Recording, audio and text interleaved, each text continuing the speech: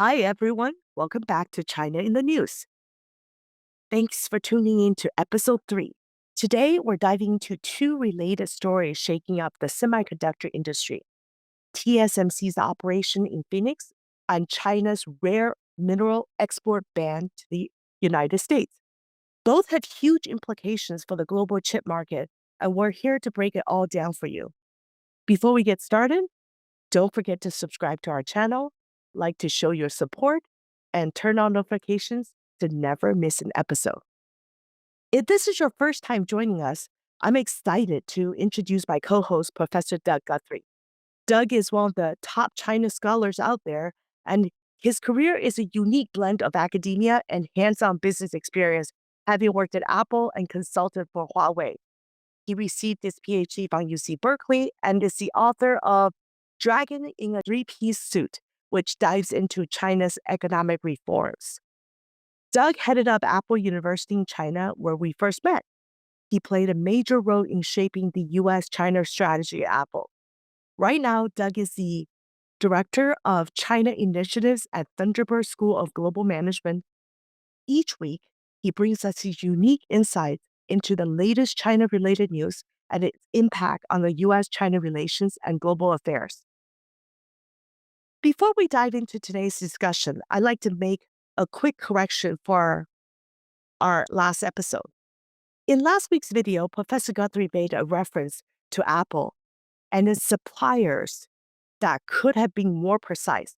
The intention was not to suggest Apple suppliers operate at zero margins. A more accurate statement is that many Apple suppliers operate with low margins. Professor Guthrie? That's right. Thank you, Christine, and thanks for being here with me today. I always look forward to our conversations.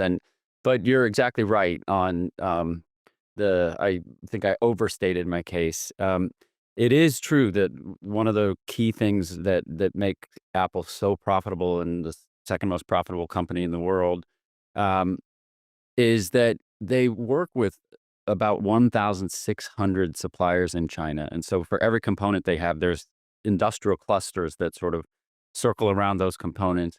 And Apple's relationship with those suppliers is so powerful and so helpful, really, for the suppliers, because Apple doesn't just do product innovation. Apple's also very innovative in the the operational management. And so Apple embeds supply chain operations managers in the factories to help them build sufficient and very efficient manufacturing supply lines. And so those suppliers are willing to work with Apple for very low margins. But to your point, I overstated the case. I said there a lot of them were working for zero margins, and they all are willing to work with Apple for low margins because the benefit of working with Apple is so high. But it's probably an overstatement to say zero margins. It's just low margins. It's probably more accurate. So thank you. Thanks for clarifying, Doug. And now let's shift gears to today's main topic: TSMC's operations in Phoenix. What does this mean for semiconductor industries, US China relationship, and the global tech landscape? Let's dive in. Excellent. Can't wait to talk about it. TSMC is currently building 3 semiconductor fabrication plants in Arizona. These specialized facilities will manufacture advanced chips, with the first one focusing on 4 nanometer chips, the second one on 2 nanometer and 3 nanometer chips, and the third one is planned for production by end of this decade. This expansion is part of TSMC's broader $65 billion investment in US manufacturing, making it one of the largest foreign direct investment in the country. TSMC chose Phoenix, Arizona as a site for its new fabs. What makes Phoenix an attractive choice? Can you share some thinking behind this decision? Sure. I mean, it's such an interesting time to be thinking about this, Christine. I was giving a talk about 9 months ago, and I was fairly new to the Phoenix area because I was living in China when you and I met, and I was there from 2014 to 2019, and then came back and COVID hit, and then so it's only in the last couple of years that I've been spending a lot of my time out in Phoenix. And it struck me that we're at such an interesting moment for US China relations. So first we have have the fact that, I think U.S.-China relations are at a very tense moment. I think they're maybe the worst that, or the most worrisome that I've seen them in 30 years. And 30 years ago was when the Clinton administration built the China engagement policy, which led to China getting into the World Trade Organization in 2001. And so it's a dark time because since the Trump first Trump administration, we started to see a lot of action in terms of tariffs, 300 billion in tariffs unleashed on China, and it's just been a tense period. But then you start to think about the fact that economic engagement is such a key feature of U.S.-China relations, and our countries are very much dependent on each other, and the company that you and I used to work for is very dependent on China. Um, and then you think about an idea like TSMC, and so TSMC is the leader in the field of semiconductor chip manufacturing, and so this is just such an important space. And TSMC has needed to diversify its production beyond just Taiwan and its fabrication site in Nanjing. And so over the last several years, TSMC has been thinking broadly about this. There's a lot of work going on with collaboration with Germany. And then there's also work going on in building a fabrication site in Japan. But I think TSMC really wanted to have a space in the United States to really build the collaborative effort of again, such an important industry in the high tech space, the semiconductor chip manufacturing. And so there was a period of negotiation and exploration. And Arizona ended up just being such a good space for TSMC for a couple of different reasons. One is the dry weather. Is so being in a desert, chip manufacturing does require a lot of water, but they seem to have solved that problem. But dry weather is really important for the sort of the building of the chips and how important it is to kind of make sure that everything is clear and clean and dry. And there's also a lack of seismic activity, and so that's important. Probably the most important thing that I like to focus on, Christine, is the presence of my own university. So I'm at the Thunderbird School of Global Management, as you mentioned, which is part of Arizona State University. And I think Michael Crow is probably one of the most important university presidents in the world right now, because he has really embraced the idea that universities don't have to just be selective in order to rise in rankings. You can still do really important intellectual work, but you can also open your doors more broadly and embed and engage in things like vocational technical training. And so, like, when you think about complex manufacturing, you not only need cheap labor, which is a big advantage that China has over many countries in the world, but you also need people to manage the supply lines. So you need vocational technical training, and again, this is something that China has invested tremendously in over the last 2, 3 decades. But it's also something that Michael Crow and ASU have invested in. And so you have this nice mix in the Phoenix area of dry weather, lack of seismic activity, but you have a very, very rich pool of vocational technical training. And so I think in the end, as TSMC was trying to think through where would be a good space to be, and what places have enough space to build 3 major large fabrication sites, the Phoenix Desert ended up being a good choice. And so it's a really interesting moment. Yeah, that also seemed to be the same reason Intel and Motorola had chosen Phoenix for the fab site. Thanks. Well, speaking of seismic activity, Northern California just experienced a 7.0 earthquake near Eureka, California. So it's top of my mind. Yeah. But these facilities face significant delays and challenges, especially with hiring and training skilled workers. What do you think are the key reasons behind these challenges? Well, I mean, here again, like, I think, Phoenix ends up being a good space for this, for the reasons we just discussed.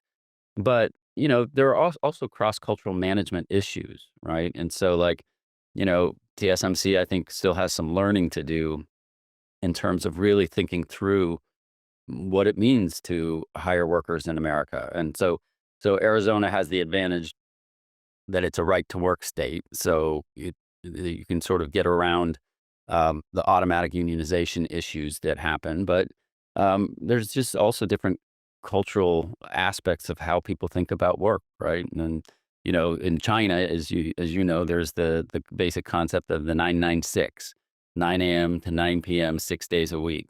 And Taiwan doesn't exactly follow that model, but there is a sort of culturally embedded model of the idea that people expect their workers to work long hours and continue to push as hard as they can. And I think that the executives and the leaders of TSMC, they just have some learning to do on how the culture of work in America is different than the culture of work in Taiwan. And as you know, recently the Arizona workers have filed a lawsuit against TSMC executives or the TSMC as a company, because they just feel like this is not a good match in terms of how workers are being treated. Well, speaking of the lawsuit, this case raises significant questions about how multinational companies navigate cultural differences that you spoke of in diverse workforces. Could you share some insight? How common are such allegations in these kind of companies that operate abroad, and what factors might contribute, and how do they address this? Well, so here again, you have to take these on a case by case basis. And I mean, TSMC is special because uh, this isn't the first time that they are working with fabrication sites in the United States, and they work with fabrication sites in a number of different states, but they're not their own fab sites. And so this is the first time that TSMC is actually building from the ground up their own fab sites in the United States. And it's generally true also that, when you have Chinese companies or other companies that are investing in the United States, they're usually more of what we like to think of as sort of joint venture investments where they're working with General Motors or they're working with a number of different other organizations to really build their parts and fabrication facilities. But in this case, it's the first time that it's a wholly owned, at least in the semiconductor industry. And so we've seen these kinds of issues be worked out, but they're usually not as a sort of greenfield as the case of TSMC.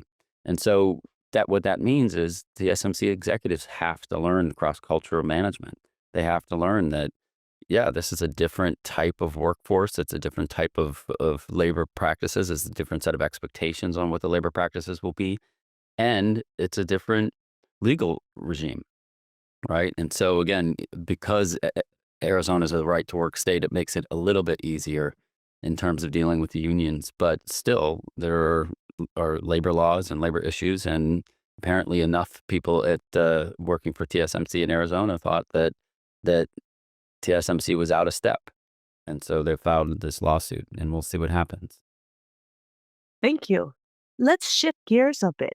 On Tuesday, China announced that it would start banning export of several rare minerals to the US, a big escalation in the tech war between the two countries.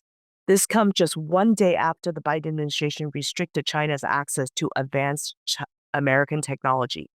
The minerals in questions are gallium, germanium, and antimony, all of which are key to developing high performance semiconductors, especially specialized devices that need to operate in specific frequency ranges. Given the Biden administration's recent tightening of the technology export, is this a retaliatory move, a direct response, or part of a larger strategic shift? Well, so I would answer that it's all three of those things. So first of all, it is retaliatory, and it's part of a broader strategic initiative. Um, but one of the things that's really important here that a lot of people don't realize is, there are many places that you can find rare earths around the world. Africa has significant supply, and there's a lot in the South China Sea. But the thing that makes China really special is with rare earths. Um, it's not just a matter of finding them and digging them out of the ground. It's actually a matter of the refinement process. And China controls about 93% of the refinement of rare earths in the world.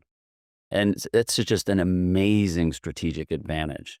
And so again, I think when you have American politicians sort of blustering about, controlling China and trade wars and tariffs, all of that's fine. But one of the things that people don't realize is that China is in a huge advantaged position with respect to the release of rare earths. And may remember this case when there was a dust up between um, China and Japan in the East China Sea. Um, Sony stopped getting access to neodymium. And before I worked at Apple, I didn't know what neodymium was. And I was talking to one of our colleagues about it. And I said, "What's the big deal about neodymium?" And one of the engineers at Apple said, "Doug, you see these things called earphones and AirPods? Like neodymium is a very critical magnet that if we don't have that rare earth, we can't produce it." And, so very quickly, Japan was forced to back down from this dust up in the East China Sea because a little company called Sony couldn't get access to neodymium. And so, it's just an anecdotal. I mean, it really did happen, but I think it illustrates the point that there are a lot of things that most of us don't know. I've never heard of a lot of these particular rare earths, but they are critical for some of the high tech machinery that's being made, including the ones that you named for the chip industry.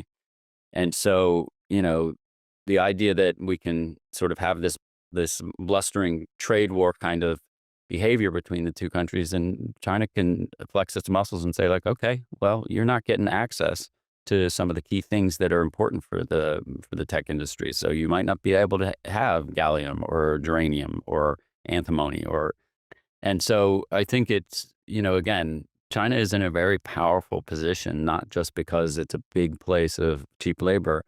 It also has the most sophisticated manufacturing supply chains in the world, but it also is the most advanced in the world in terms of the refinement of rare earths. So, what does this ban mean for countries that do rely on these materials, especially the US? In the short term and long term, how might other suppliers like Japan or Australia or what you said, Africa, step in to fill the gap? Well, so here again, we were just discussing, it's not just a matter of getting access to the rare earths. It's actually a matter of building the infrastructure that allows for the refinement. And those refineries, they're complicated to build, just like building a fabrication site for TSMC is. And so I do think that Japan and Australia are probably two of the places that have the most advantage to really take back some control of this from China. Um, but it's not like the United States can just build a refining fabrication system itself. Like, we've got to rely on our partners to do it. And of course, Japan and Australia are allies, and they have access to a lot of the same rare earth materials and more of the refining machinery and supply chain than we do. And so I think they will probably, this trade war is going to escalate, and we will see more and more reliance on our partners abroad. Wow, that's that's frustrating. Doug, thank you for another insightful conversation. If you enjoyed today's conversation, don't forget to like, subscribe, and drop your thoughts in the comments. Thank you. Thank you, Christine. It's always great talking to you. Thanks, Doug.